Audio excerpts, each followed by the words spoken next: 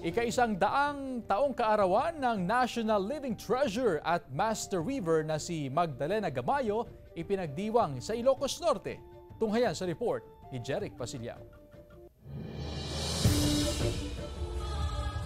Isang malaking selebrasyon sa probinsya ng Ilocos Norte ang ika-100 kaarawan ng National Living Treasure na si Lola Magdalena Gamayo mula sa bayan ng Pinili.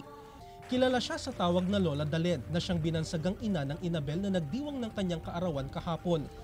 Pinarangalan siya ng National Commission for Culture and the Arts ng gawad sa manlilikha ng bayan dahil sa kanyang naging ambag sa sining, lalo na ang paghahabi ng Abel. Edad 15 noong magsimula si Lola Dalen sa paghahabi. Sa pagsalubong sa kaarawan ni Lola Dalen ay dumating ang kanyang kaisa-isang apo na si Sunny May Bawek mula Taguig City.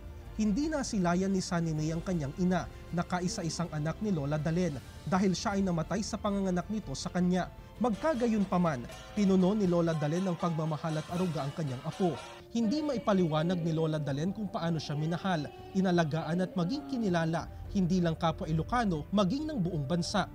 Yamana sila tatay amin lagi kasayo amin naman ipagpapit tumulong kanya pinsan na kanya wala makagawa po naman kayo na makaon so kapasik na masaot ka mga kayo nagsawa po. Bilang pagkilala din sa kanyang mga Inabel na likha na hindi lang nakapagbigay ng kabuhayan sa mga kababaihan sa Pinili, Ilocos Norte, pero sa larangan ng fashion industry, nagsagawa ng isang Inabel fashion show. Inabel-inspired ang inirampa ng local models at kilalang fashion designers ng Ilocos Norte. Nagningning ang gabi ng selebrasyon ng kaarawan ni Lola Dalen at natunghayan ng kanyang mga likhang Abel na bahagi na ng kulturang Ilocano at Filipino. At bilang pagkilala, idiniklara ng Malacanang ang August 13, 2024 hanggang August 12, 2025 bilang centenarian year ng manlilikha ng bayan na si Magdalena Gamayo. Ang buhay ni Lola Magdalena ay maitutulad umano sa paggawa ng Inabel na matyagang hinabi at sinubok ng mahabang panahon.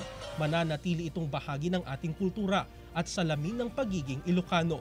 Jeric Pasiliao, 1 North Central Luzon.